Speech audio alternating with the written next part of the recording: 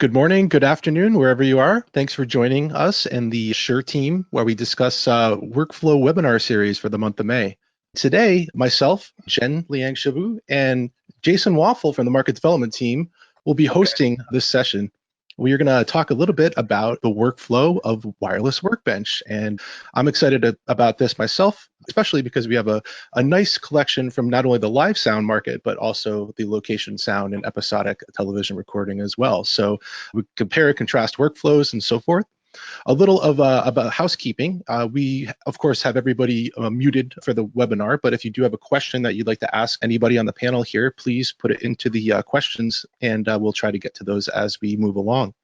So without further ado, I'd like to extend a warm welcome and a thank you to our guests. So Christy is an A2 from the Billions TV show and the In the Heights movie. Loreen Bohannon is monitor and RF engineer for Lizzo and Michael Bolton. And JD DuCrest, monitor engineer for Reba McEntire. So we're very excited to have them all here. Welcome. Thanks for joining us. Thank you for having us. Yeah, thanks for having us, guys. So we're going to get right to it and just kind of go over a little bit about, you obviously all use wireless Workbench. Maybe you can start with Loreen about what responsibilities you have when you're working with the talent and, what Workbench does for you, how long you've been using it, that kind of thing. Okay, so for me, this last year I was touring with Lizzo, and we had an production that was continually growing, so I needed tools that could grow with me while we were doing this, and I used Clear for all of my providing. I had Sennheiser microphones and Shure IEMs. I will only use Shure IEMs, and I prefer to do my coordination in Workbench. That's the tool that I use. I didn't use an AXT600, I used a TTI.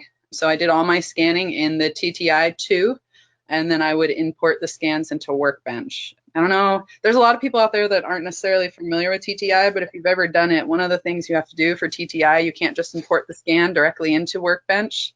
You have to drop it into a text edit document and delete the first couple lines of code until you get to the numbers, the actual frequency, and then you can drop it in. But I found that it was the most high fidelity scan that I could get out there. I would separate my scans. I wouldn't do a full frequency scan. I would do like 450 to 550, 550 to 650, 650 to 750 to get the full spectrum, but high fidelity.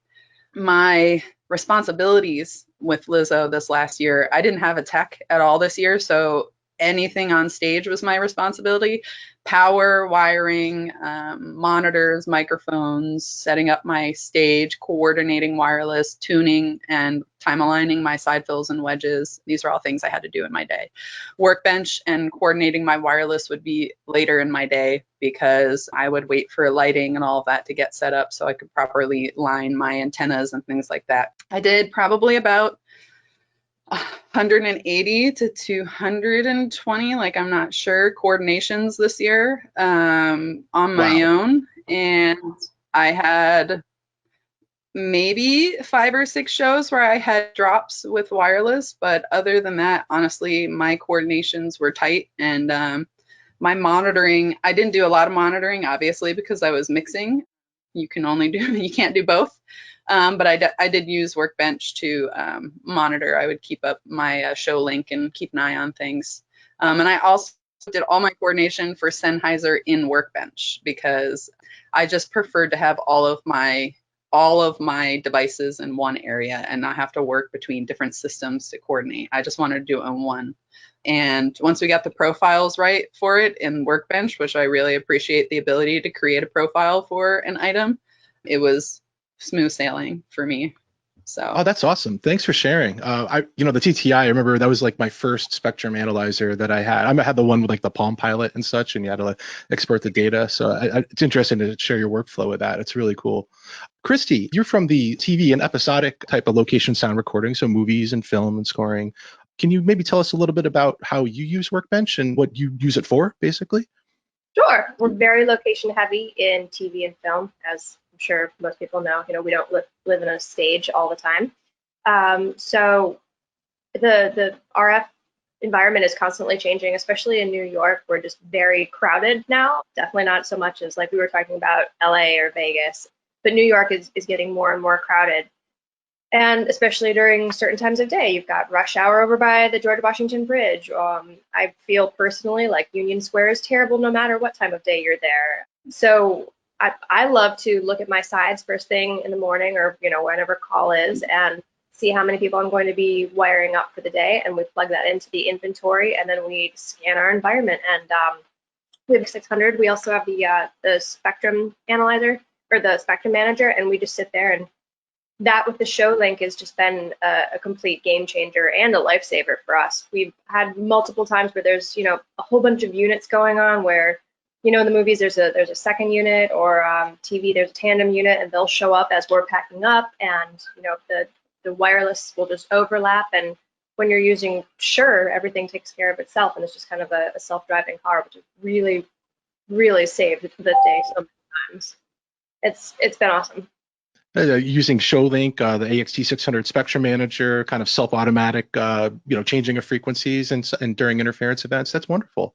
Thanks for sharing. JD, you work with Reba a lot. Tell us a little bit about your workflow, how you're using Workbench, how many channels you're juggling and all that kind of stuff.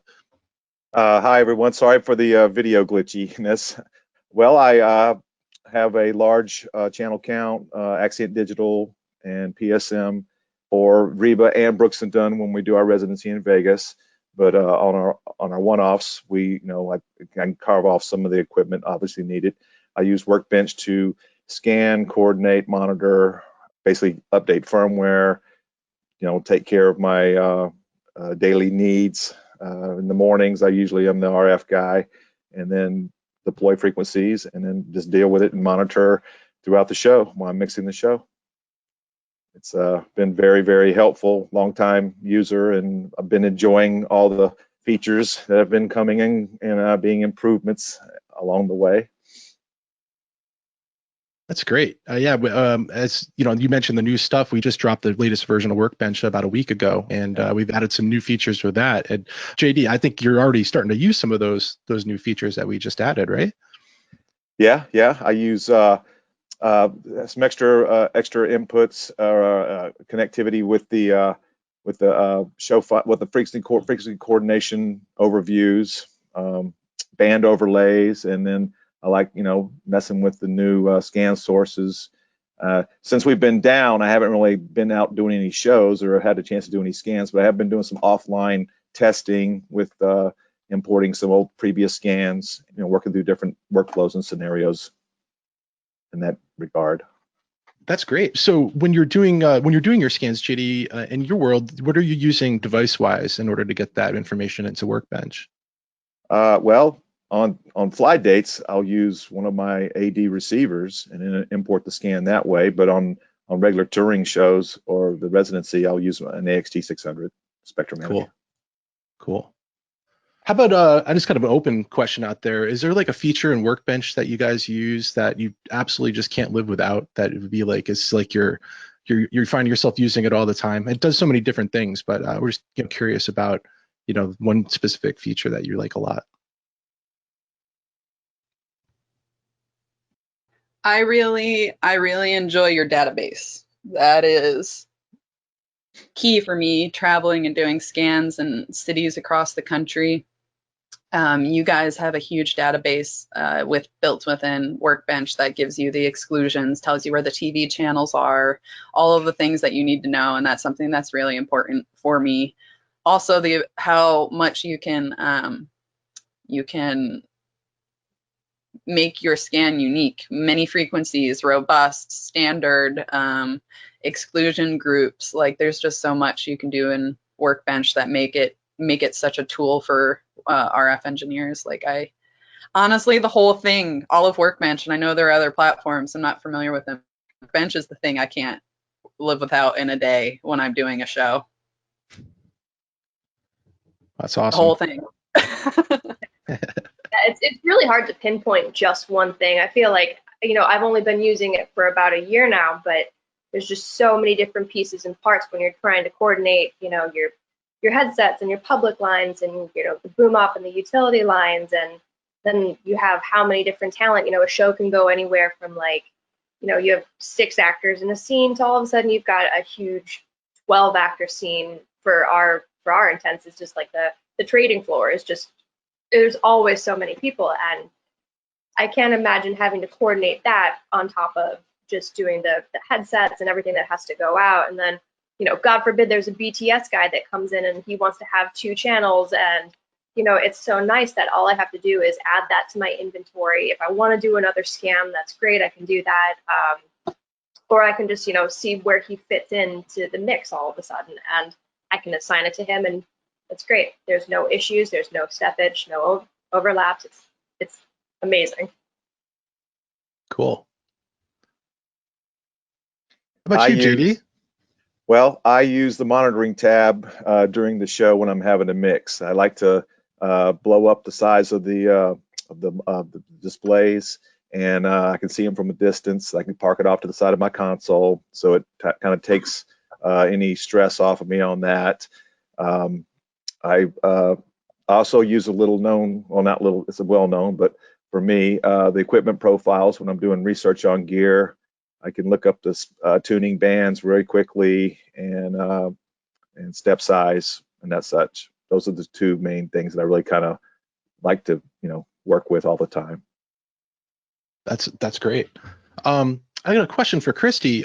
Maybe you can talk to us a little bit about how your workflow has changed since adopting Shure and Workbench, because you were using other equipment prior to going with the Axiom Digital solution, and honestly, it's Axiom Digital and the whole ShowLink remote control feature set is quite new for the location sound and episodic industry.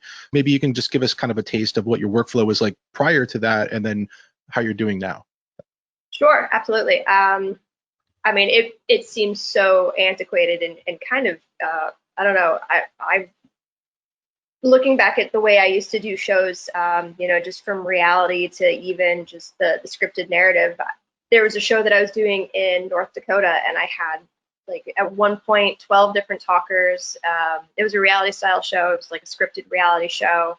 And we were in the middle of nowhere, and I was using a type of wireless. And I would call in. I would have to go to, since we're so remote, I had to go to the top of this hill to get cell phone signal, and then I'd have to call the company, have them tell me what my TV stations were out there, what I had to be clear of, and then they would help me coordinate that with my Comtex and my Electros, and then I would set it, and then hopefully it worked. It was so much of just like a hopeful situation where there was no scanning, there was nothing. You could take one of your little receivers and you could scan the air there, and just you'd see nothing, and then all of a sudden you'd get dropouts where you're like, is there an underground bunker? What's happening? I don't get what's going on.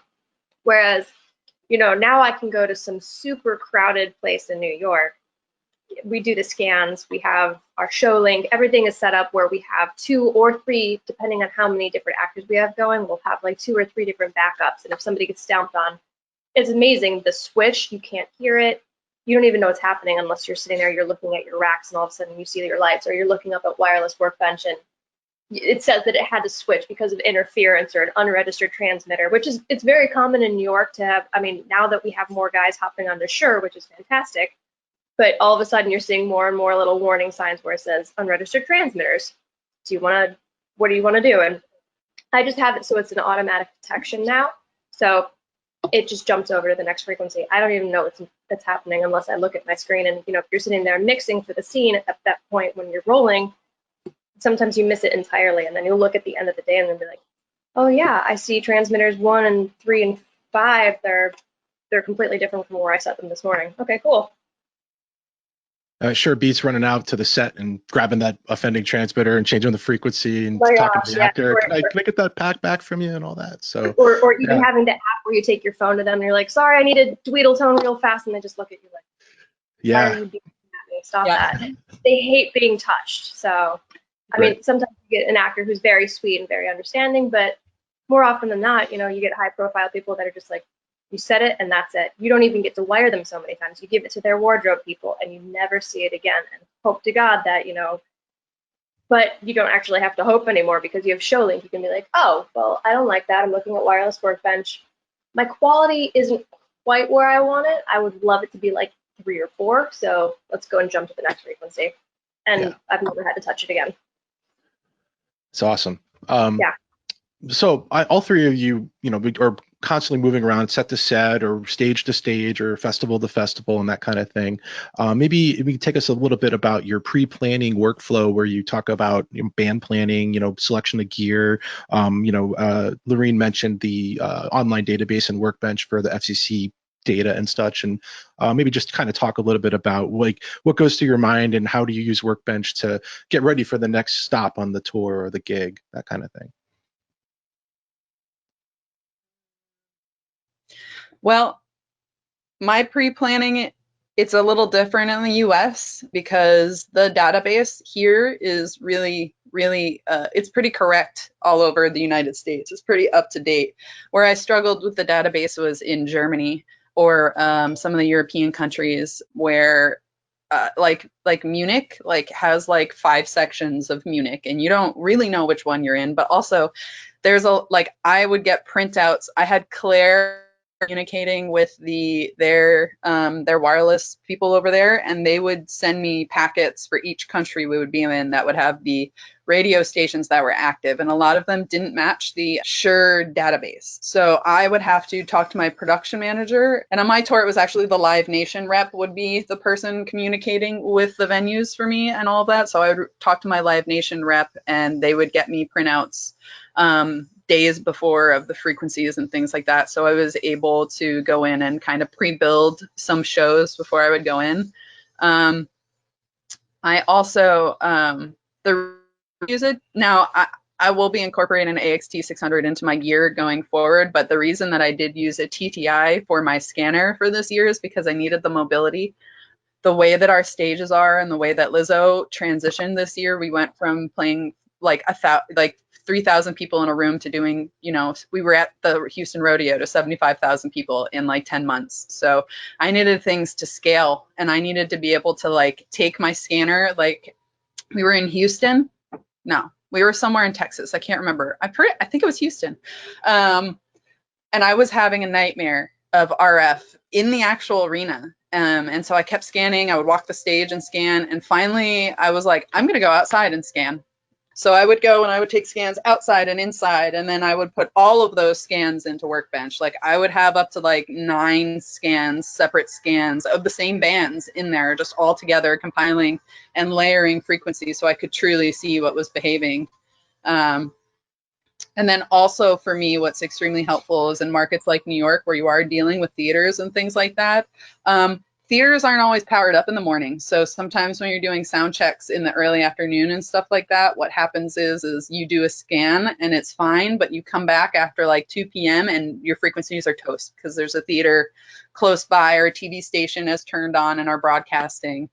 And so for me, it was really beneficial to be able to scan in the building and then go out to say a street on this side or a street on this side and scan and see what I was getting for frequencies and compare them. And that really helped me be more effective as a RF engineer over this last year. Being able to see it and kind of understand how it works, and TV stations and digital TV stations where they could be completely off and then they turn on and they're just a huge spike out of nowhere, so being able to see that stuff in multiple scans was always very good for me. And that's super useful. I mean, so you're doing your scan inside and outside, and of course, just because it's clean on the inside, it might be building shielding or something. And exactly. Then you go outside, and if you see it, then of course that would not be your first choice because who knows, right? That could, they move a certain way, and that RF comes in through a little crack or a window or a door, and then that could be a problem. So aside from deleting the header off of the TTI scan file, what's your workflow about size of chunks and scans that you import into Workbench? 100. I do 3 scans always. I do 550 to 650, 650 to 750, and then 750 to 880. Or no, 450 to 550, 550 to 650, 650 to 750. That's how I always set it up. And in the TTI, there's a process to setting it up and getting to the point where you can do a scan. So I had profiles stored. I would at the beginning of every tour, I would create my profiles on the TTI. I would have 3 of them, obviously my 3 bands that I was scanning. And then I would just I wouldn't attach an antenna to my TTI because I wanted the mobility, and I got pretty great fidelity from their antenna anyway. Like honestly, I compared against another antenna and there wasn't a huge difference when I did it. So you just would scan in chunks. And then the process to export your information out of a TTI is you have to get, they still have like the USB-C mini is the dongle, and it's a pain in the butt to find if you lose it. But you plug that in USB and it acts like a storage device. You have to turn the TTI into, there's like a link mode, and it links to your computer, and basically it turns itself into a mass storage device, and you just pull things off, your files off of it right off the device like you would a drive. I always labeled them, I would do like Houston 1 or Houston H, because you only have like 8 or 9 characters, so I'd do like HOUS 1, and that would be my 450 scan, and then 2 would be my 550 scan, and 3 would be my 650 scan. And then when I had multiple scans of it, it would be like 11, 22, 33, or then I have 111, 222, 33. I knew that it was the third scan of 1, and then that's how I would put them all in there. It was easy also to keep them organized for going back. Like if someone asked me for a scan from, I would have one that was Idaho 1 or Idaho 2, you know what I mean? I would have the full band to be able to send to them. That's super useful. Thanks. JD, how about you? How do you stay organized with your scans and repeat venues and getting prepared for the next stop on the tour? Well, I keep a pretty extensive folder listing over the years, and I try to stay organized month by month, and I can go back and pull old stuff in if need be and compare. A lot of times I'll bring a previous stop, like say last year's 2017 scan in color at one color, and then do a current scan the day I'm there and let it stay green, and then overlay the two of them and see what's changed. A lot of times, if my equipment spec hasn't changed, which that does, vary from not a whole lot, but sometimes from year to year, then I can pretty much go, hey, let's try last year's solution or last time solution to see what's changed, and then go from there. Without having to trying to keep as much reprogramming on the back line RF as possible, I guess. I don't have ADX everywhere on stage. I've got that in the principals handhelds, but the rest of it's still manual resync kind of stuff. So that's the main thing. Just keeping up with the flow or the folders, folder organization. And especially this year is like the final transition year for the 600 megahertz incentive auction. So maybe talk to us a little bit about how was that challenging on your stops and your dates, and did you find things were maybe not accurate, or it was kind of threw you for a loop a little bit? Yes. Go ahead, Loreen. No, you go ahead, JD. I was going to say I have occasionally I'm still working a lot on the B band AD rig that I have, and I've got, of course, some AXT, the H4 stuff too, and then PSMs, G10 and J8s. But for my backline and principal RF, I've had to just move it over to the K54, the white space safe spots. And for the most part, it's pretty good. I haven't had to go to switch to high density mode or anything. I'll just stay in standard mode. But occasionally, move things around a little bit. But for the most part, it's been pretty good, and accuracy has been good. But I always will go back and look at my scan and see, well, the database said something should be here, and there's nothing there. So you get in tight time, tight crunches. You have to open that channel up, and then monitor it and make sure it's not going to come back. Do some subsequent scans throughout the day. But but knock on wood, you just got to do what you got to do. Just get answers and get choices. The 600 band for me was a nightmare this year, honest to God, because it says it's not fully integrated, but there were cities that were integrating and things like that you didn't know about. Honestly, New York was a nightmare. I came in and had to do Prospect Park in Brooklyn, and let me tell you guys, that is probably one of the worst places I've ever had to coordinate, next to Miami. I had one open frequency. Now I carry my split for ears are G10 and J8. I mean, it's a pretty even split, but there's one person, it's spares on my J8, Lizzo spare, Sophia spare, and tech spare, and then I have playback on my last unit in the J8, and I need only that one, only that frequency needs to work, and I could get all of my G10s from Workbench, but I could not get any J8s, so I had to go in there, turn off the rest of my units, no spares. I was using my Dancer IEMs. I didn't get, because I didn't actually use them. I was using my Dancer IEMs as my spare for that show, and then I had to get the playback engineer's unit to, he's like the most important guy. And so he needs his wireless so he can run out on stage if he needs to fix the MIDI thing. So I had to go into Workbench. I did about 10 scans, 12 scans. Like I walked around the whole property. I stood on stage. I did a whole bunch of scans. And then I went in there. What I appreciate about Workbench is you can go in and you can go really fine between mics and you can find. And I went in there and I found, this is why they say like RF, being an RF technician is kind of like being a magician, because sometimes you just pull frequencies out of the air and hope they work, and they do. And that's kind of what happened there. I kind of like yanked a J8 frequency out of the air. Even to me, it was like, there's a harmonic in there that is going to mess it up. Like what else am I going to do? And I just had to pray. And so that was in New York. The other one where 600 band really got me was in Miami. Because in Miami, they have a lot of pirate radio stations that are coming from off the coast, and also the Coast Guard is there. So on top of the 600 band being active, there's also a lot of other activity going on all over the place. Miami was honestly almost worse than New York for me. But it's also one of the cities where I learned a lesson on Workbench. My front of house guy was Brandon Blackwell for Lizzo, and I credit him with teaching me a lot of the strategies that I learned early on in this, because I had to go very quickly from literally like the 930 room to arenas. Like there was no time for me to transition, and like of course I've coordinated at those levels, but not me. Like I was a technician doing it, not an engineer, you know what I mean? So it's different.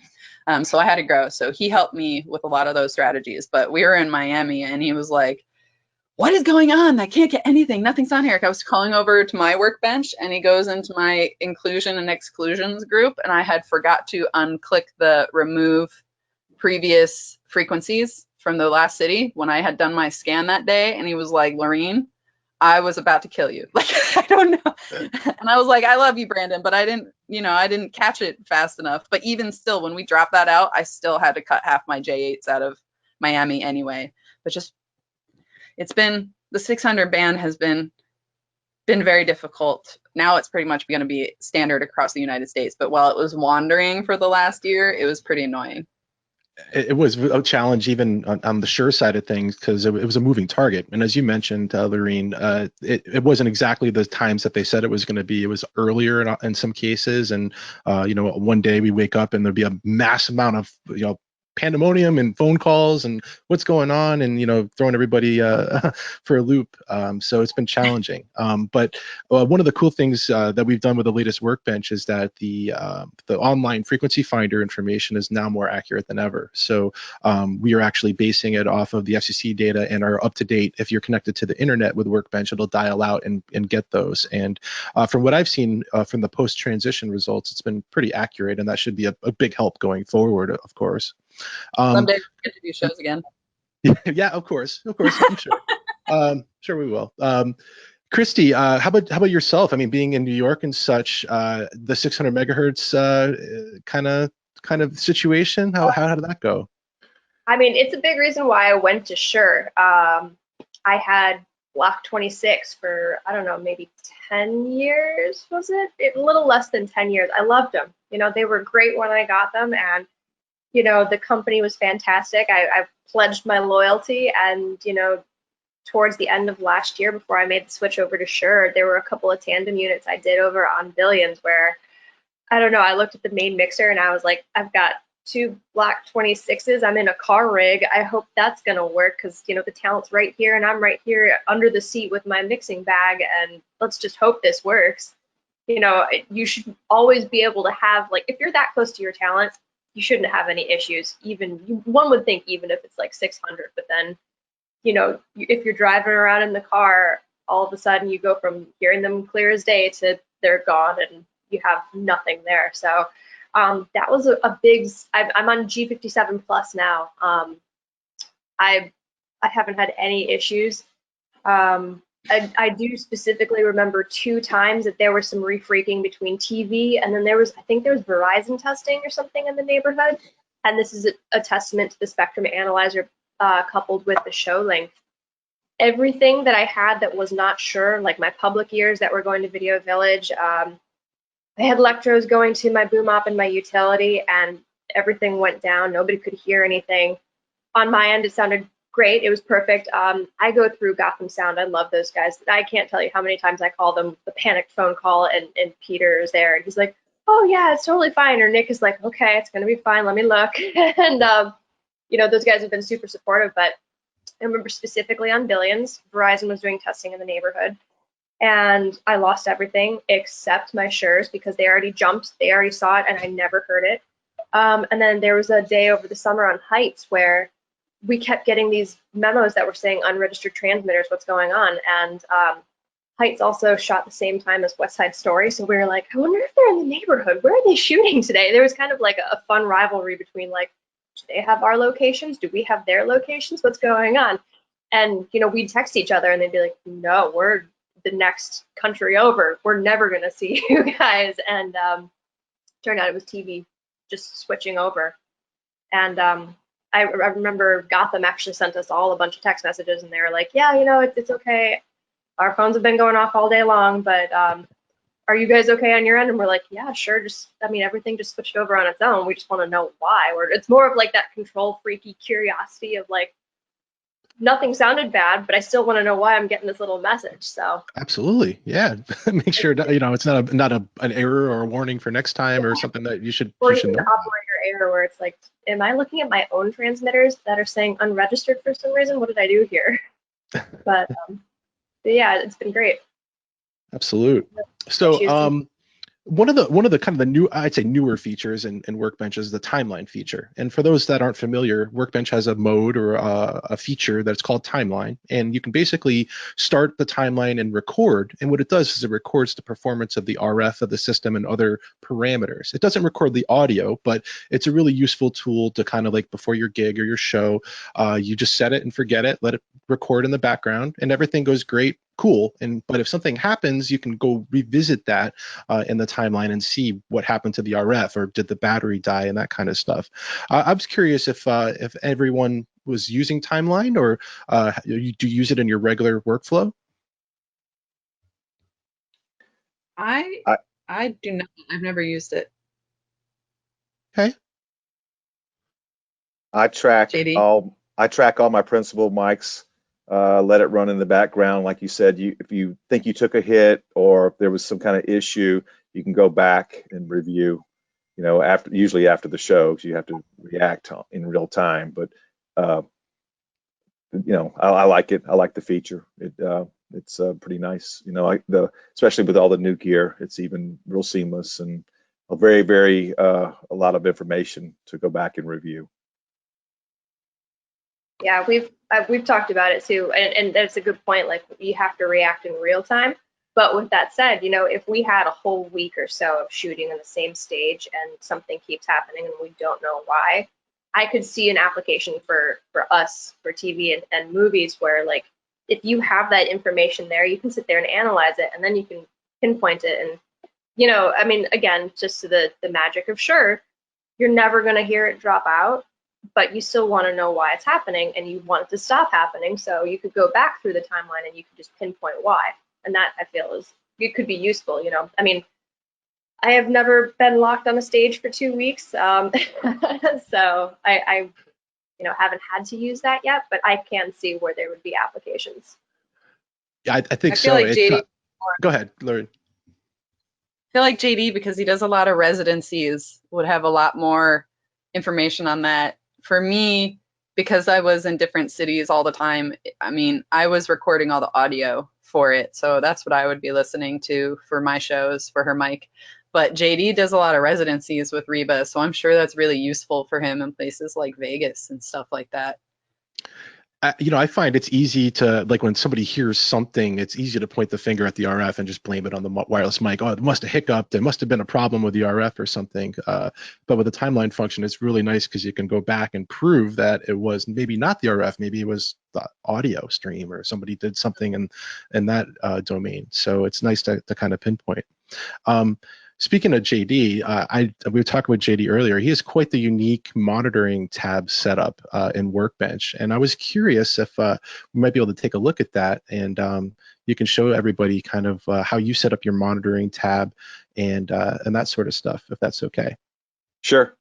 Cool. I'm going to make you the presenter here, and then you can show us your Workbench instance. It might be good to go kind of look. We take a look at the inventory and then see what you're working with as far as mics, and then kind of show us how you lay them all out. Okay, step through it. Okay, gotcha.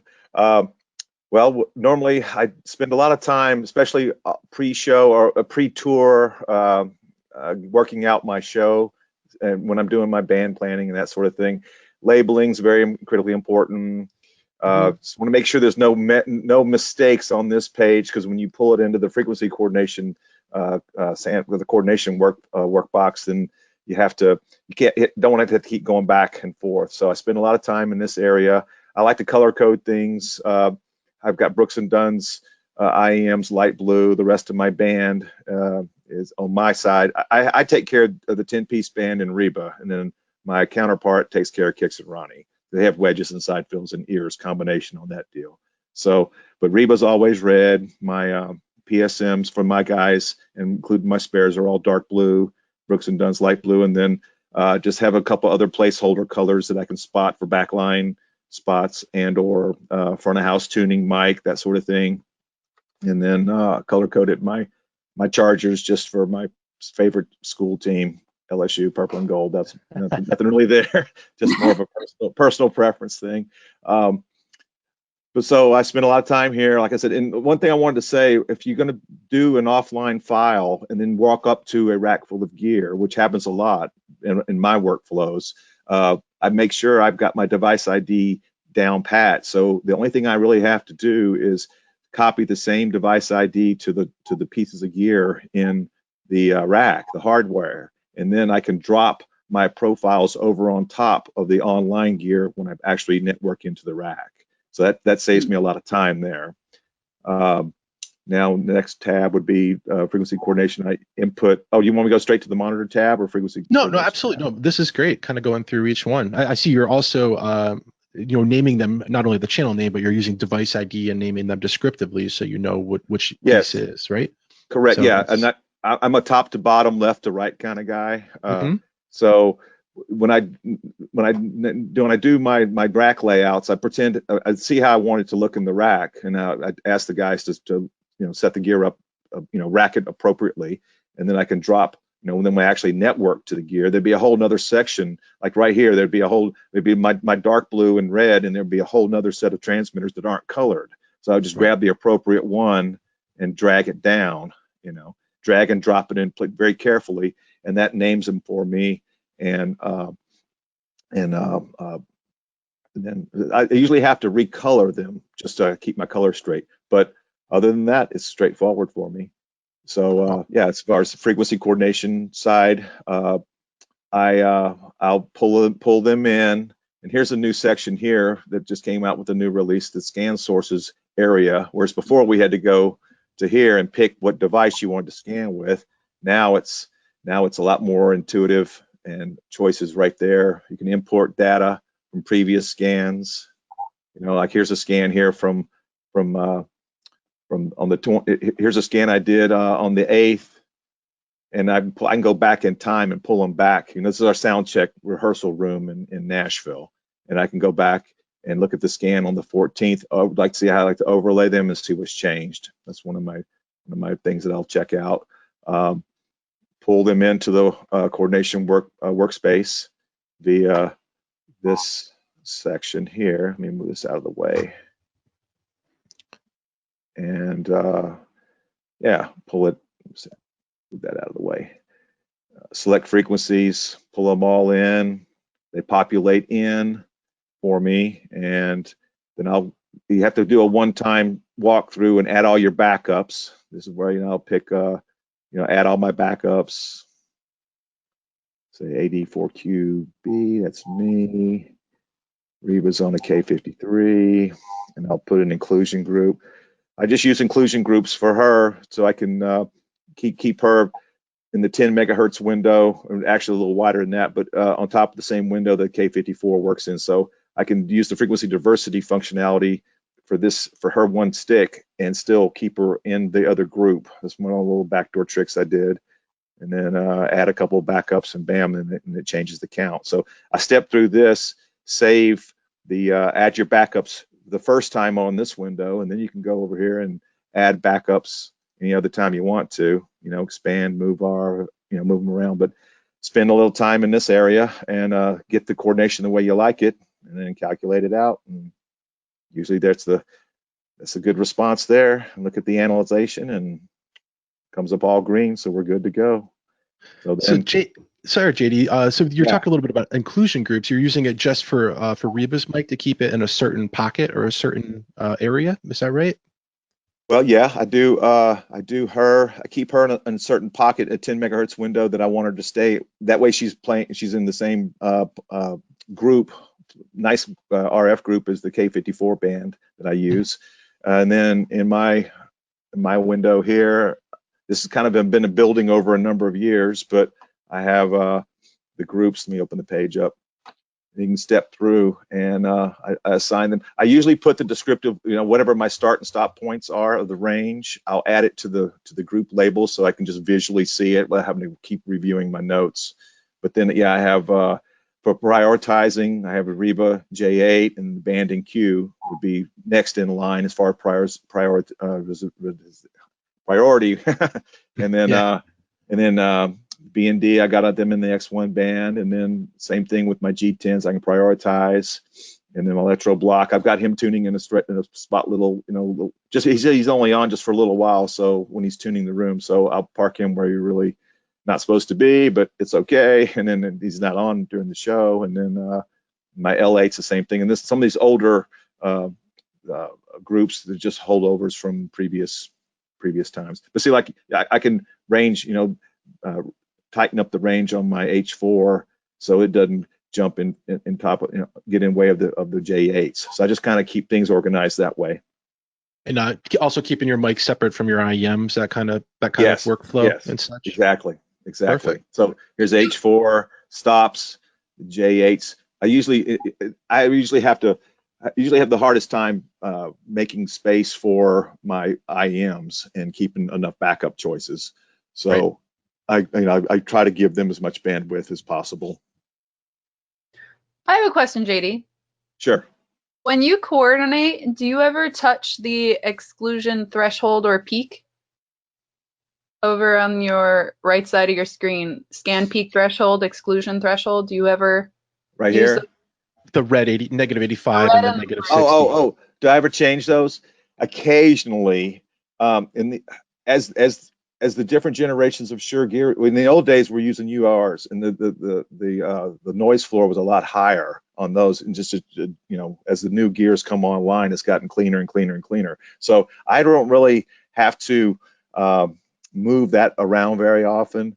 I do see a lot of times, like in Vegas down here, and this is a Nashville scan, but this whole range from 470 to like 509 is just below the scan threshold, but it's just enough to occasionally cause me a hit on stage. So I just excluded the entire range in Vegas and don't even try to park anything on there, because occasionally it would get a hit. If someone turned the right way, they would, and as far as the exclusion threshold said, well, it should be okay. But in reality, in practice, it was the occasional hit. And our guys have gotten so used to having, since the 1000s came out, about never having, always having great, no more brain darts with all the other previous gear that was out there. So it's like, well, no more problems, mostly on Sennheiser stuff. I had problems with G2s and 2050s all the time. We had our musicians and artists were trained, like if they kept complaining. They were like, being called whinies and complainers, and they just finally started to live with it. But then when the 1000s got in their hand, they're like, hey, no more hits, no more dropouts, no more brain darts. We like it. So if they ever get one, they're like, hey man, I think I got a hit. It's like, wow, let's check this out, kind of thing. But the only reason I asked is because for me, that's the most important part of my coordination is the exclusion threshold. So I just wanted to see what your workflow was, because mine is different. That's why I asked. I'm glad you brought that up. I just want to cover it for those that might be new to Workbench. The red line, or the exclusion threshold, means that anything that goes over that line RF-wise will exclude that region or that carrier or whatever it is from your coordination and make it off limits. So as you see, when JD moved that line down a little bit, it made more stuff become off limits. The orange line is about being a good RF neighbor. So if there's a spike in your spectrum and your sweep, and it's not yours and you don't know what it is, somebody else at a festival or something, the scan peak threshold, anything that pokes through that orange line, Workbench will try to coordinate around that for your own safety and also to be a good RF neighbor. So those are the important functions of those two lines. In addition, if you're using the spectrum manager, which monitors your backup frequencies, that red line, the exclusion threshold, also sets the limit of where those backup frequencies are deemed either good or no good.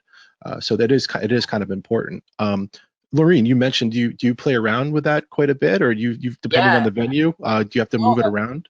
No, that's like every day. That's part of what I do. So like when I drop my scans in, I take my exclusion threshold down as far as I possibly can until everything on the screen is blue. It's usually like -99. In quieter markets, it's like -97, and other ones, and more higher noise floor markets. But I take it down to as low as I can, and then I slowly step it up and coordinate. And so I'll step it up and coordinate and get frequencies there and then lock them in. And usually it's my top tier. I mean, my order is like Lizzo, what my top priorities are. And then I step up. And a lot of times I can get the full coordination at like a -97 noise floor, which means there's going to be no hits on those units. There's no noise. But what else happens is sometimes you can't. Like sometimes I'll step up and, I won't get fully coordinated until like -87 or something. So it's actually a pretty high noise floor. The only time I ever kind of got that high was in Miami. But it's honestly what gives me the best fidelity in my scans. Like there's no question, there's none of that. There's no like little bumps, there's no hits. So for me, like that's step one, like drop in my scans, do all my TV channels and backup frequencies and stuff like that. And then as soon as I start my scan, I take my exclusion threshold as low down as it can go. And then I start stepping it up. And there's a great feature on Workbench where you can lock the frequencies in and continue to coordinate and analyze.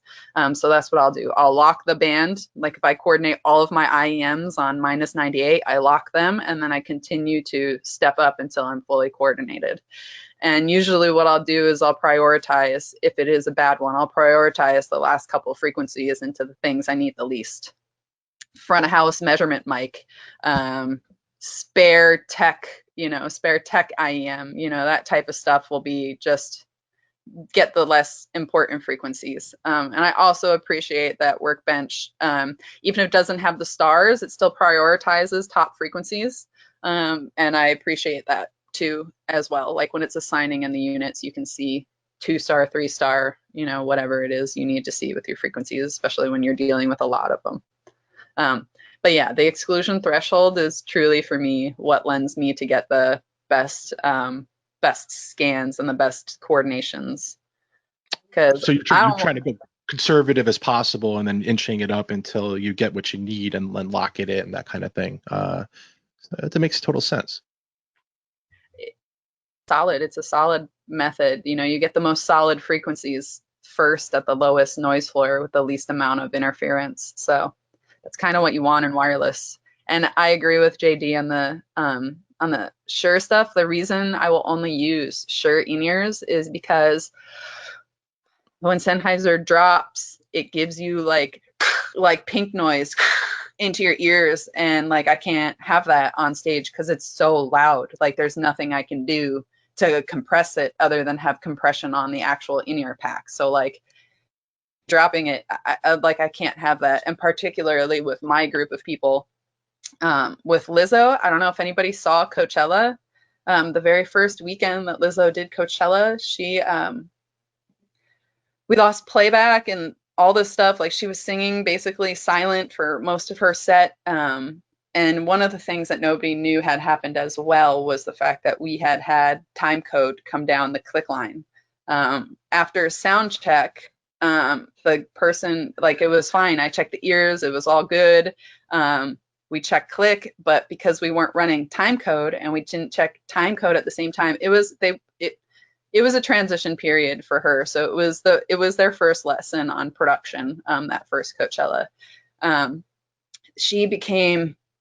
After that Coachella, she became very sensitive to her ears, and like, it was almost like dealing with PTSD with an artist. So I had to be my coordinations had to be perfect for a very long time. I couldn't have cutouts or issues or anything, and I could never take the chance that they would get a hit in their ears like that again, that I couldn't protect them from. You know what I mean? So like, Shure is my go-to for ears, period. Like, I will fight anybody for Shure IEMs and AXT, and being able to transition my frequency without having to run out and peel it off of Lizzo's back. Absolutely. I mean, they're trusting you with their most valuable asset, their ears, to make their living and be musicians and such. So it's a huge responsibility. And I'm glad, you're doing a great job. Very personally. Leave the squelch settings alone. Yeah, yes. Right? Yes. No static blast or what you brain dart. I love that term. I haven't heard Brain that dart one was yet. perfect. Ping, I like that. So, hey, JD, it looks like you're rocking the newest version of Workbench. I was hoping maybe you could just turn on the new band overlay function on the right to kind of show our viewers what that's all about. So this thing's pretty cool with the latest version of Workbench, again, about a week old or so. If you click on the band overlay here in the frequency coordination window, it'll show you now in blue stripes what your bands are. And it's a really easy way to visually see what the capabilities of all your equipment, whether it's Shure or other brands, are right from the rip here. And also I discovered this the other day myself while I was poking around, but if you do the same thing in the frequency plot window, it'll show you not only what's in your coordination, but all your connected equipment as well. So even from a blank scan, it'll say, hey, this is all your connected equipment and what it can actually scan or tune to. So I find that this new feature is pretty cool. And it looks like you've already been using it a little bit to kind of just visually see, what's K54 actually capable of, and is it going to mess with G10 or so forth. So that's wonderful. Well, I like that. I like this new feature. It's going to help me. I usually have to write down my ranges. I used to have things memorized, but as you get older, it's like, wow, there's so many different frequency bands. I write them all down, and then say, okay, now you can visually see where you want to set your inclusion spots. Where you want to make your breaks to keep your ears, and mic separated. Keep them from overlapping. Just another helpful. So yes, before we move over to the monitor tab, which I'm dying to check out, I would just like to tell our listeners, if you have any questions for the panel here, please pop them in. We're going to leave a little time at the end to hopefully address some of them. So if you thought of something that you want to ask the group, please do that now. And with that, maybe you could take us through your monitor setup, which I heard is pretty awesome. Let's take a look. All right. One of the new features now, you can name your tabs across the bottom. There wasn't a limitation with the naming, so you can have an extremely long. I didn't even count the characters, but it's over 30, I think. Awesome. And I can step through and create unique monitoring tabs for, in this case, I have the BDR stands for Brooks and Dunn Reba. This is our Vegas look, so I can monitor handhelds, the principal microphones. I have my Accent Digital rack that lives out on stage. I don't even have access to any of this gear. It's out, 100 foot away from me. Most of it's all networked, and I've got Dante streams going on. But to see what I've got going on, I live on this page too, this tab also, and the color coding carries across for me.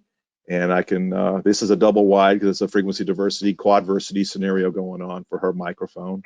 And then I have my chargers, my rack mount AXT 900, and then two 240s, purple and gold. So it shows you percentage, whereas before you had to click on the actual and then pick the slot you wanted to see, which was the charge percentage and how time, how far till it was going to be empty, that sort of thing. Timeline's dead right now because I'm not networked to anything, and I don't have any saved timelines from this. This is my practice, or this Shure webinar show file is actually my sound check. We were doing in the middle of band rehearsals when the pandemic things shut us down, so yeah. I wasn't even doing any timeline traces at that point. But and then I have my IEM tab, so I can kind of bounce back and forth between this, and you can mute them. You can see what's RF muted, change gain, that sort of thing if need be, and just kind of like I said, during the show when I'm mixing, I got my RF engineer hat off and I'm mixing, I have to be able to quickly review over to this, and I just can't turn away from the show and get on my knee and get into my gear or run to the stage. I got to be able to see it from just to help me out, keep everything running smooth. Yeah. Wow, the color coding and the organization, I love it. And thanks for pointing out the extended name on the bottom of the tabs. I mean, it's a small thing, but when you're trying to stay organized and name something descriptively, those little tiny things help. So, that's wonderful. Yeah, and you can blow the size up. There's 3 different ways you can organize it by. That's the wrong tab. Free flow, free auto. I don't really use the auto because it doesn't lay them out the way I want it. It just automatically puts them in alphabetical order, I think. But I use the free or the snap, and it just sets them into it lays them into a grid when you want to drop them on. And you pull everything from this side over here. I don't know if this is out of the way. Yeah, you pull them in. Pick up what you want. There's a timeline box to pick when you're in the timeline tab. But I made all those up, and I just like. The main thing is that you can blow the monitor modules up, so you can see them from a distance. So it helps me out there. I've got a lyric book, I've got a lyric book, a console monitor, and this off to the side, so I can quickly get between where I need to go during the show. Awesome. Thanks for showing us that. I think Jason and Jen might have a couple questions from the field here. Yeah, we got some popping in. I thought we'd start firing them your guys' way. Related to Workbench and coordination, kind of keeping it on topic here, we had somebody ask about how are you guys managing for ignoring thirds and fifths harmonics, basically to get a more robust coordination when things are too tight? And what are some of the tools that you're using in Workbench to allow for a more robust coordination? Can you go through that workflow? More frequencies. He has it on in his screen right now. That's like the most important, is having it set to more frequencies. JD can probably. A lot of it depends on the high channel count. I find it very difficult to stay in robust or standard normal mode. I guess I have to usually roll over to more frequencies. And I mean, how many times are you going to have a vocalist putting her mic down to 2 guitar players, and they're all dancing and got all they're all grinding against one another. In my type of world, it doesn't happen very often, so I don't really have to worry about that much interaction between transmitters out on stage.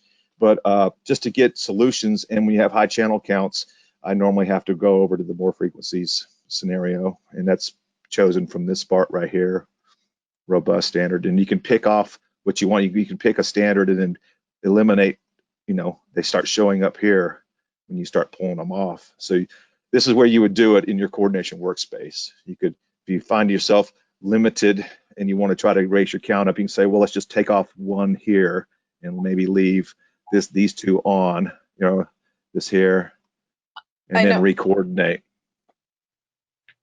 This kind of goes into like the magic RF thing, but I'll go into, if it's really tight and I really don't have frequencies and I'm on more frequency mode, I will go into the TV station list and I will go look at the TV stations. And if there's a TV station in there that's listed as over 47 miles away, I sometimes will bring that TV station back into my coordination.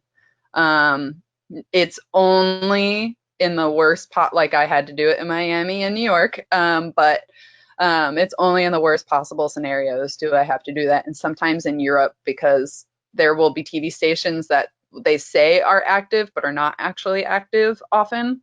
You just have to check with the local like in Munich, I found that there, like if you actually, when I went into Munich and I did it, like pretty much the whole band was full of TV stations, but like when you actually look at what section of Munich you're in, you're able to then tick out TV stations and give yourself some more space to coordinate.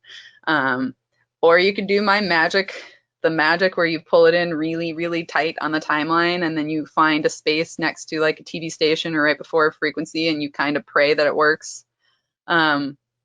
Not the most scientific reason, but when you're in a spot and you're in Prospect Park and you have to get one frequency of J8, sometimes you got to work a little magic. Yes. Speaking of that, Loreen, well, we have a new feature. Maybe JD can do it. If you right click on one of the flag markers now, you can actually see the occupied bandwidth if you want. It'll say show spacing, and then you can actually visually see the channel, the intermod spacing, and that. And then if you click on that and highlight it, it'll make a little box that's really microscopic, of course, like whatever 325 kilohertz down there, and you can see exactly how much it's supposed to take up. So that's kind of a brand new thing that might be easily overlooked, but you kind of teed that one up for us, so might as well mention it. Yeah, that's perfect. That's awesome. That would have helped out so much. Yeah, there's that, and then there's also the new intermod thing too. If you want, you can actually see the intermods and slide them around as you drag the marker around for the geeking out RF people. So. Speaking of intermods, we had another question come in regarding how you're coordinating your frequencies for your in-ear monitors. And the question was whether or not you are considering third order intermods, or to what degree that you're slicing that up. And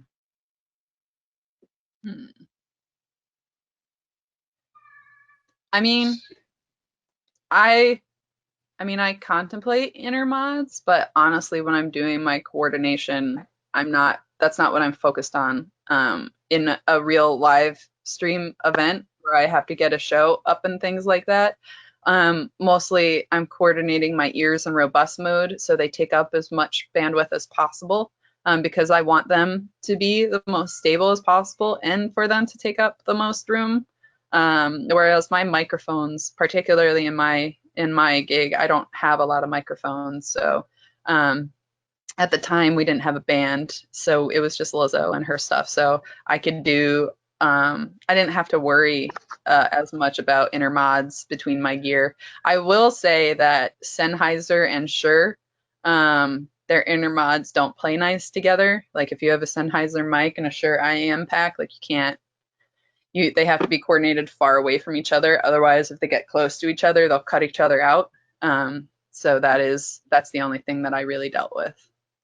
That question actually just came through, Loreen, and it's how much spectrum space are you leaving between your IEMs and microphones? Are you guys band planning those in separate bands? Do you like to keep them entirely separate? Are you co-coordinating inside the same TV channel? What's kind of your rule of thumb there for mics and ears if you had one? Well, for me, I like to leave as much space as possible between my ears and my mics. My mics were Axient this year, and then I had the D6000s from Sennheiser, and the D6000s can pretty much, they span a wide range. I was in the A1 through 4 range with them, but they can also be through the A5 through 8 range if you program the whole thing. And for me, it was important to have my Sennheisers away from my Shure stuff. So I definitely kept them pretty far away from my in-ear coordination for the most part. I'd try to keep my ears in, they were G10 and J8, and then they were A1 through 4 were my mics. So they were in like the high 600s, or low 600s, high 500s, and it didn't really touch on any of my other stuff, so it was nice. Great. JD, Christy, you guys care to jump on separation of band planning at all? I guess you probably use it in context. Go ahead, Christy. Yeah. Go ahead. No, you, JD. I feel like it's we really don't have to get into that much in TV land, which is a blessing for sure. You guys deal with so much more on such a bigger level. When I sat down and do my band planning, that in addition with my inclusion groups, I try to separate things. I'll go back. Earlier I mentioned up here one of the equipment profile tools. I can go back and see what the minimum, like say I want to look at the band, at the spacings, the tunings, and I'm in this run here. So I'll look at the filtering. I'll see what the minimum step size channel spacing needs to be. So when I finish, say G10 rolling into H4, I'll where the G10 range stops, I'll leave a 350K space before my next IEM picks up, and that's about the most. That's the most about the minimal wasted space I'll do to make sure there's no overlap of when one range stops and the next range would begin. And then I try to definitely not commingle microphones and ears unless you absolutely have to. And if you do it, hopefully it's a low channel count, and then you use the more robust settings for the wider spacings. That's how I kind of approach it.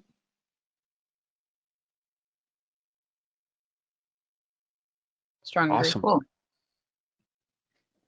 So a question came in about how to make it go more frequency as a default setting. That's right here. You got to do it in two places.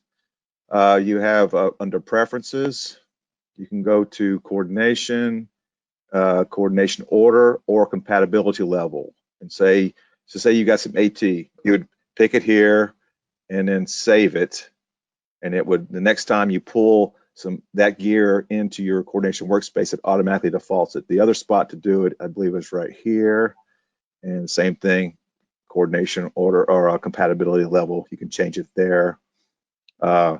You can also change it from this spot here. There's multiple ways to do it. You can pick your range you want to do and grab them all, that sort of thing. I normally would do that on the front end, in my preferences. But there's times like in Loreen's workflow where she wants robust ears, but maybe more frequency, or vice versa. More frequency ears and standard or robust microphones. It all depends on what your application is, but there's multiple places to do it at. A lot of times in my world, I had to incorporate other acts into my scans. So for me, I was always aware that it was never just us. Like, we had our and that was pretty much the only time I got to have my own stuff. But other than that, we were incorporating an opener, or we were in a festival, or we were doing something like that. There was at least one instance where I had to coordinate an entire festival on a turntable, and nobody had coordinated with each other. They didn't have an RF technician. We got there, we were the third person to sound check, and the first two bands had gone and coordinated their own stuff on their own. They didn't talk to each other and do it. So then I had to coordinate my stuff around what they had already done, and it came to the point where I had to go, and they were doing, and I don't know if anybody else does this, but this is my thing when I have to save frequency, I leave everything on, all of it, broadcasting, and I run pink noise through my ears constantly. So battery management has to be really good. So basically what I did in those situations is I would leave all of my units on and pinking and things like that, and I'd be like, okay, now you guys can scan. Stake your claim, right? Yeah, well, you have it as to. your own. You have Squat. to. Yeah, in New York City, right? So one of the prime places that I would do that is anytime I was in New York, LA, Nashville, Vegas, anytime I was in one of those cities, all of my stuff, I'd be like, all right, all the batteries got to be charged. Everything's running the whole day. We just have to transition batteries. We finish sound check. I would tell the headliner, the opener too, I'd be like, yo, all my frequencies are running. Don't turn it off. Don't do any of that. You use your mic and don't turn it off. They're like, really? Yeah. I don't want anyone to take my frequencies. I spent 2 hours coordinating this nonsense. So, Awesome. But yeah, stake your claim. Awesome. So this is more of a general RF question. What piece of equipment would you all recommend for a rookie RF technician?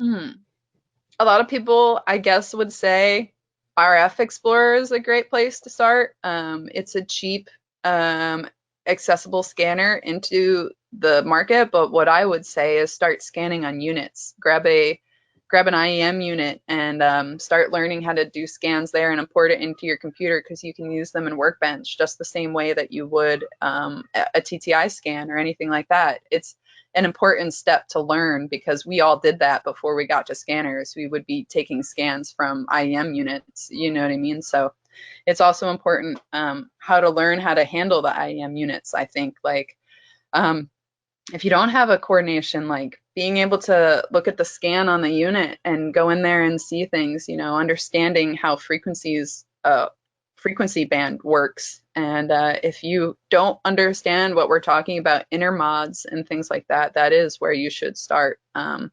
Because the biggest part of frequencies and wireless coordination is literally the wireless. So understanding what you're dealing with and spacing and intermods and frequency bands, like, you know, we're talking about J8 and H4 or G10 and all these bands. If you don't know what that means, that's something you should also, but like definitely start scanning with a unit. I think we all started there, probably scanning with a unit and then coordinating from there.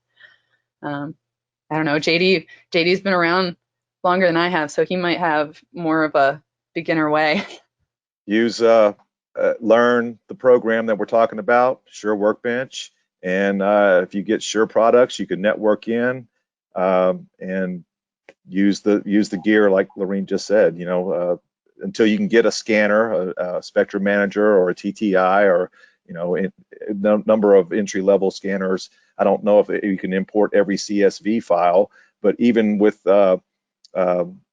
you know, you have access to the offline database, you know, or the offline equipment profiles, you know, non-Shure products. You can incorporate them into your inventory. And I believe me, I've had lots of Sennheiser over the years, lots of Electro over the years. You can pull that gear, the equipment profiles, into Workbench and coordinate. You just can't deploy frequencies to them. You have to go manually, you know, manually put them in. So I would say download the free software, and if you're not, you know, I'm sure most of you guys are, but learn it really good and study it, and then use your network gear from Shure to be able to create your scans until you can get something else going. I'll say that I coordinate other things within wireless Workbench. Like, I don't coordinate any of my Sennheiser units in System Manager. I coordinate all of my wireless in Workbench, and then I just put I use Systems Manager for my Sennheiser units to just put the frequencies in, but I do all my coordination in Workbench, and it allows me to create profiles, because the units I use, the D6000s, are weird. They have the A1 through 4 and the A5 through 8, and they're Claire units. Like, the ones I had were Claire, so I had to be able to build a profile with the band with all of the things in it, and I really appreciate that about Workbench, being able to do that. But I will say, one of the things I wish I did when I started doing RF is paying attention to the fidelity of the scan sources that I was using, like saving that stuff. So like, you're starting to do this and you're going to scan with an inner unit, right? Save that scan so that you can compare it, the fidelity, when you move up. Like, say you move up to an ATX 600 or you get a TTI or something, use that, take that scan and put them in Workbench and see what the difference is of the same scan. You know, it'll give you a really good idea of the tools that you're using versus, you know, being a little bit uninformed about it. Like, for me, I like using the TTI because I get such higher fidelity than some other things. So, you know, that's the tool I prefer, at least, and the mobility. But, you know, it's really cool to like see how different scanners compare against each other. So I think that I wish I did that a little bit more when I was starting to do coordination. Like, you know, Signal Hound, how did that coordinate, you know, versus RF Explorer versus a Shure ear unit versus a Sennheiser ear unit? You know, how are they all different? How do they scan different? It's good information. It's good knowledge to have. Like, if you're in a situation where you don't have any of that stuff and you have a Sennheiser ear unit, well, you know that compared to these other things, this is what it lacks. So when you're coordinating, you can have a more accurate coordination, even though you don't have as much information. Sorry, nerdy. It's awesome. That's great. That's why we're here. I love it. Question regarding the custom profiles. Are you using the ones that are already in Workbench, or if you're not, how are you creating those or getting them? JD's all over it. Look at this. Well, for my custom profiles, I used, let's say right here, I always name them. Well, I would open one up, let's say block 19. And I would say, let's see here. Let's see if I remember how to do this. It's been a while. Open it up, change anything you want to change. Normally it would be spacings. What I used to do would be to move the standard settings over to more robust, take the more frequency settings and move them over to standard, and then create my own more frequency category or section, and then save it. Let's see, let's just make an edit here. Let's write that down to 100. And then save it. Do that. Let's see, standard. Because usually you're trying to get it a little bit tighter and a little bit more lax. So you're moving everything up a step. You can't customize Shure products yet. I think that might be coming down the line, but at least, is that correct still, Jen? You can't do customized equipment profiles for Shure? You can create your own custom profiles, but you can't associate them with the gear at this point. Correct. Okay. So I've got some placeholders but I always would name mine -JD, and then, like I said, bounce, say, okay, well, just eliminate the more robust column. It's almost too conservative. Okay, move the standard column over to more robust, take more frequencies, bounce it over, and then do your own more frequencies column, and then save it, and then then pull it in when you add your equipment you add your inventory, and that was, I haven't really had to play with custom equipment profiles in a long time, because I've been pretty much, once I got all the electro gear out of my kit, I was able to stick pretty much, luckily enough, move over to Accent Digital for all my back line, and I haven't had to really, I've been able to just go with their profiles, and it's been awesome. Haven't had to revert to the custom section like I did in the old days. Just to throw it out there, because we brought it up, you can't really delete the baked-in profiles that are in Workbench for safety. So in case you mess something up, don't worry. You can, whatever you do, you change the name, and then you can save it as a new profile and use the other one as a basis for it, but it won't let you delete the ones that are in there. So if you're willing to experiment or you want to play around with it, don't be afraid. You're not going to mess anything up. So feel free to go ahead and do that. I will say that the actual profiles that are built in are pretty accurate. Obviously, particularly for the Shure stuff, like you don't really need to mess with that. I use custom profiles only because the units that I were using didn't exist in the database yet while I was doing it. So I had to create their profiles for my scanning purposes. The D6000s are an interesting set of microphones, and a lot of people don't have their profiles, and the Claire version are a little different. So I had to create its own profile, spacing, all of that stuff. And that was about half my coordination was custom profile, but it was out of necessity, because if it existed within the Shure database at the time, I would have used their in-house one, not a custom, because I've never had an issue with any of their profiles at all over the years. So, up until that happens, I'm going to trust them for the most part. I remember now. You have to pick the manufacturer, the model. So it's kind of, let's step through it again. It's been, like I said, it's been a while since I've done it. Electro, I used to have to make some custom profiles for Electro. And then I would say, Electro, name it, this profile details. You name it here in the model. Then I would go to tuning, never really mess with the step sizes. That's a fixed gear, hardware requirement there. And the frequency range would stay the same. This is where I would make my edits. Blow that column off, move this column information over next door, and then park them one more over to the left. And then in more frequencies, let's just add a value here, just for demonstration's sake. And then you hit save, and that's where you would save it, and it would populate in your model selection there. And then choose that, and I would do that for each block. I had 3 blocks, 24, 25, and 26 in my Electro days in that backline kit I had. So I would save them and then assign, when you go to equipment, let's see, cancel. You go over here to the inventory, go to the inventory and pick add new device. Then I would choose it from, so you basically make your equipment profiles before you build your inventory.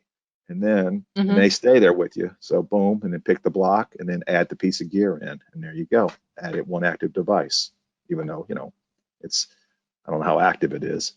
As far as networking, not networkable.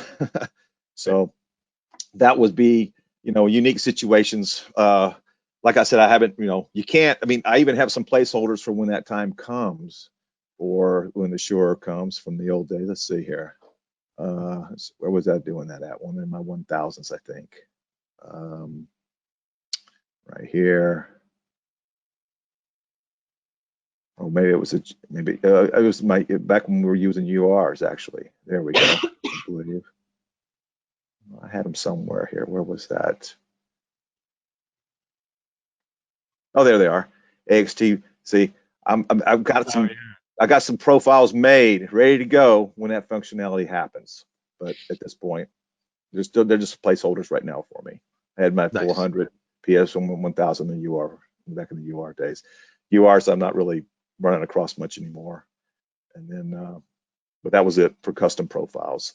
So you can do it for non-Shure gear if you need to be more aggressive with your coordinations.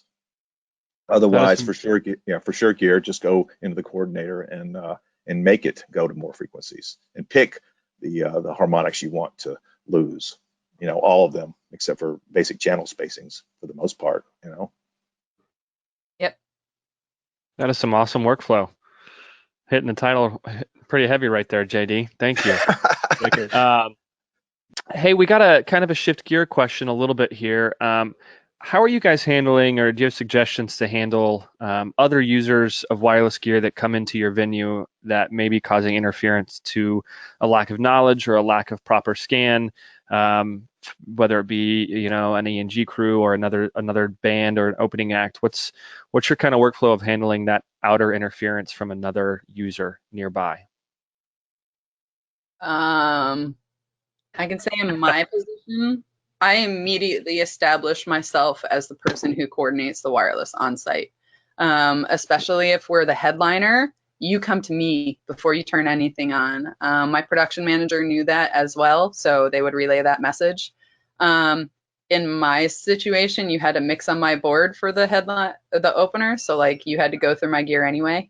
But I had a lot of instances where we would have video crews and things like that would come in and they would not confer with me, and they'd bring in their communication, their comms units that are all wireless, and they have wireless cameras, and they have wireless everything, and they would not discuss with me wireless coming in. We had a scenario where the actual radios that the video team brought in were actually wiping out all of my wireless. Like every time they would tag it, it would wipe everything out. So actually our video crew for that one didn't have any communication. So I pretty much immediately established myself as the person, like, if you want a frequency, you come to me. If you need frequencies, you come to me. If I know the venue does have another space in it, I ask them for a frequency list of the units that they have, what frequencies they have in-house. Like in Vegas, every time I walk into a casino, I ask for a list of frequencies in use in-house. I also, when I'm in New York, I'll ask like for the Broadway frequencies, if there's any theaters close by, because a lot of the spaces you go into, they have their own systems. So I tried. Totally. It's my job to make my artists have the best show possible, and that means I have to be in control of the coordination. Otherwise, there's moving parts that you don't know about. If you have a backline guy come in with a guitar wireless that you haven't talked to the monitor engineer and they coordinate it, I have plenty of times where you coordinate on the unit and it sits it on the same frequency even though they're on the same stage. So like, I have to be aware of I have to be aware of everything, because you're right, there are inexperienced people who don't know what's going on. So like, I need to be aware of everything going on the stage and around me. The production manager isn't always there, and in the end, as a monitor engineer, you're in charge of the stage. So like, I'd have to be aware of what's going on. Like if I saw a video guy walk in with a comm unit sitting on his hip, I would be like, whoa, we didn't talk What's about that? this, bro. Yeah. We must have a discussion. Everybody must pause. Step into my office. Yes, please. Come look at my coordination and then we can talk. Absolutely. So that's my method. I don't know if that's anybody else's, but that's what I do. I immediately establish myself as the boss. Yeah. I feel like for TV and film, like everybody's kind of raised their A2s and everybody to realize if you see an E&G crew and the sound mixer hasn't already gone and introduced himself to the mixer, then, you know, we'll say, hey, you know, welcome, what are you using? We have to plug you in. We have to give you your coordination. You can't just pop on your own. We're having more issues lately with like all the cameras that are wireless and the headsets and stuff. Like every once in a while, we're not on Shure IEMs, and it depends on the show that I'm on, but we get stepped on all the time with our Sennheiser IEMs, and Brain Dart was like the perfect explanation for it. But yeah, if somebody, you know, even there's just so many PAs on set nowadays too, where like they use their walkie once on channel 1, and all of a sudden my boom op loses her comms and she can't hear anything in the middle of the scene, and you know, it's just this deafening noise. But I mean, it's just kind of like a gentle prodding and training. If you have a wireless unit and it's close to sound, we gotta check it out. We did a unit for Billions last year down in Wall Street, and you know, one of the first things their production came to us and we're like, we got to talk to the sound guys there. We are their guests. We need to coordinate with them. They give us our frequencies. We don't just, you know, gang bust and see what happens. So, you know, I feel like TV and film is kind of like there's the hierarchy, and a lot of it has to do with the unions too, I think. I stand to agree with that. TV, when I work in it, has a much more strict hierarchy than live sound. Polite. Anything to add? I try to be polite but firm, helpful when opening acts, or you know, obviously someone needs some advice, or they might not even know about Workbench. Turn them on. You know, I usually keep Mac and even though I'm a PC guy, keep the Mac version and PC version available. Hook them up, and the minimum, you know, work out a solution where I say, hey, tell me what your needs are after you figure out, like Loreen said, you know, what's the in-house frequencies in play, will they be on, will they be off, that sort of thing, and then incorporate their needs and or share. That's not a, you know, it's always a good result to a good way to avenue for me anyway to share frequencies. And let's just you know, most guys I work with, they're, you know, if they come in on a tour or a festival, you know, a lot of times they either want to learn or they're okay, you know, and experienced. You know, it's not, and I don't really run into that rogue guy, camera guy running around. A lot of times they've been yelled at enough where they figure it out. Say, hey, I gotta find the RF guy and the audio guy, and let's make sure they don't want to have their finger pointed at them like I don't want to have the finger pointed at me. You know, so you know. Yeah, I agree. Some guys don't take advice, though. I will say that. You know, one time I went to dinner and I came back. I had like 3 channels, and this guy had a huge setup, a huge UR rig, and this was back in Workbench 5 days. And I ran over to see he was staged right, and I said, "Hey, dude, you've pulled my gear," because I all of a sudden my monitor tab or my screen was my inventory was populated with his rack, and we were sharing the same Wi-Fi. He was online and I was online. He had a big system. I had, you know, solo artists, you know, singing to track. I didn't have that big of a deal, but I ran over and said, "Hey, you pulled my gear into your inventory." He goes, "Hey man, I know what I'm doing." And he promptly reset his mics and handed out dead mic after dead mic after dead mic, walking out presenters out on stage. And I said, "I told you that you need to check your inventory because you pulled my gear in." And he, you know, but you know, those are just little stories from the past, so to speak. I had one guy like that this year who is a word that I cannot say on this webcast, but it's not something I talk about in this stuff a lot, but as a female in my position, sometimes I encounter issues from men who have problems taking orders from a female. And I had one scenario where that happened this year on a festival. Not a big festival. It was like Lizzo was the headliner, and then we had 2 openers, but I did all the coordination. The very opening band, their engineer, I was like, they had some ears. I was like, here, they were Shure ears. I was like, hey, I got you some frequencies. Here you go. It's for your sound check. I'm going to go get dinner. And I came back from dinner to do our sound check, and Mr. Dude had thrown away my frequencies because he said I didn't know what I was doing and coordinated his own. And so I turned on all my units because it was our sound check, and they were like just going through playback stuff in their ears. And I turned on all my units again and fired everything up because I knew that had happened. And immediately this dude comes like running over like, oh, my wireless is gone. Where did it all go? Why am I hearing playback through my IEM channel? And I was like, I gave you frequencies. Did you use them? He was like, well, no. I'm like, well, what was your excuse for not using them? And he didn't have one.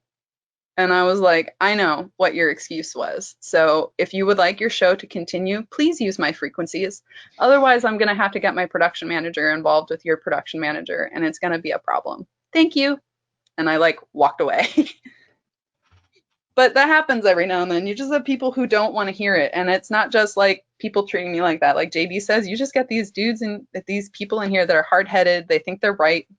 I feel like generally it's the younger people, really young people, because I knew that I thought I was indestructible when I was young and I knew everything. And like, let me tell you, now that I'm older and I've been doing this for 14 years, I know nothing. But like the experienced engineers on a festival, we all talk to each other. We walk up to each other. Like, you know, I walk into their world. I stand, you know, I wait for them to have a pause. Me and the monitor engineer, we talk. We decide, you know, there's many instances where I share in-ear frequencies, you know. They'll be on, and then, you know, on a turntable stage in particular, we would do like a shared one where like one would be on second band. As soon as it turns, this person turns all their wireless off and you can turn yours on. That was definitely Jingle Ball. There was a lot of sharing of frequencies. So I feel like it's just about respecting each other, honestly. Like if you respect the other person that you're working with, or even if you don't know them, you respect their position. It's just a matter of respecting people. You talk and you discuss. You don't just go parading in there like an elephant, you know, through the thing and stepping on everybody. It's just not a smart move because people remember. And in the end, if you come in like that, like JD remembers that dude, but I bet JD doesn't remember all of the other guys that came in that were nice to him. You in our business, you either remember the really good people or the really bad people, and you don't really want to be the really bad people. So I definitely agree with that. Respect and communication, paramount. Absolutely. Be good citizens right. with each. Actually, it's not a bad idea to let other bands, especially if they're on before you, vet the frequencies for you to let you, you know, you can kind of even have more confidence saying, well, my coordination we're sharing, they didn't have any problems. Then it makes you feel even better going, well, this is going to be no issues, you know. At least you have not flying as blind, and things could always get turned on. But when they just did an hour and a half set and they used your coordination and you're sharing frequencies, or even if they wanted to turn on, everybody, you know, you can coordinate for them, and then if somebody in my team turns on something by accident, it's not going to disrupt their show. And which in the old days, that's not how it always was. I've had when I was with Leanne Rimes at an Elton John benefit of all gigs on the Money song for her, and all of a sudden her mic just shut off, right?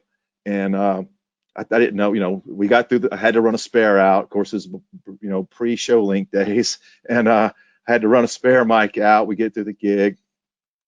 You know, she wasn't too upset, but we're in New York, right? I said, well, I don't know what happened. I'll try to figure it out. So, you know, I'm checking the mic out. I asked the team there, I said, hey, can I turn my mic back on and listen to it through the headphones to make sure it wasn't dropped before she got to the stage? So I didn't see her for like 20 minutes, and I didn't know what happened between the time I handed it off and eared her up and she walked to the stage. The guy goes, yeah, sure, no problem. Well, I'm on my knees with my headphones into the headphone jack on the receiver, and I'm talking and I'm barking through Brian McKnight's guitar amp on stage. So what happened was his tech He's off stage, his guitar tech was going through his workflows and just turned his stuff on while he was tuning guitars. And it wasn't even his guy's turn while my artist is on stage, right? So yeah, I ended up ended up talking back through and disrupting their show, but by accident, obviously, but it was at the same time that I was able to trace it back and go, well, here's what happened. The guitar tech jumped on me, and then I was told, yeah, man, you're cool. Check your mic out. I do. And I was said, stop. And, that's what was going on. So, two things on at the same time and at the wrong times, basically. Thanks for that. I think we have one last question. Jen from the field? Yeah, so this is a question. This is a little bit of a pivot. This is specifically for Loreen. How do you clean all of Lizzo's lipstick off the mic grill? Oh my God, it's a process. It starts to be a process. That's good. Yeah, so my artist Lizzo, she really loves makeup because the lipstick isn't the worst thing that I have to clean. She sings, she touches the mic, and she wears the regular lipstick is cool. Like if it's just like matte lipstick, fine, it'll wipe right off. But she wears this glittery lipstick, this like red glittery lips that when she sings, it presses through the grill and it gets into the screen. So I actually have to take apart the whole capsule.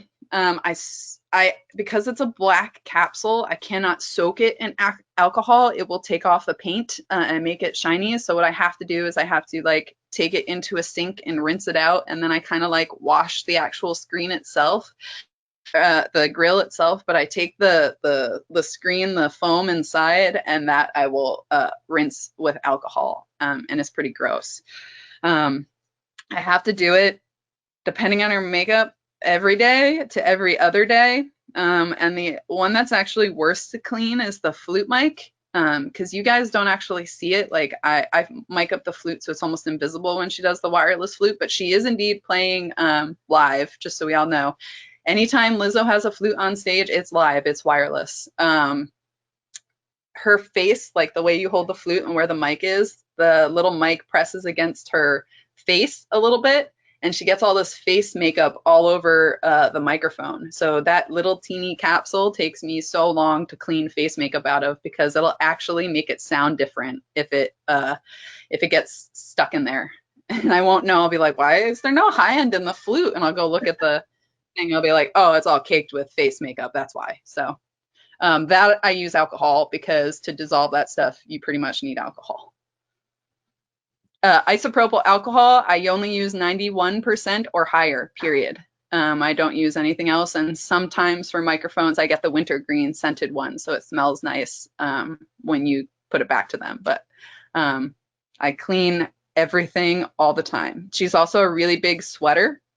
So I just found out that Shure has silicone wraps for the packs, but I didn't know that. So for the last year, I've been creating my own packs with plastic bags and condoms, because I've never met anyone that can outsweat a condom, but Lizzo can.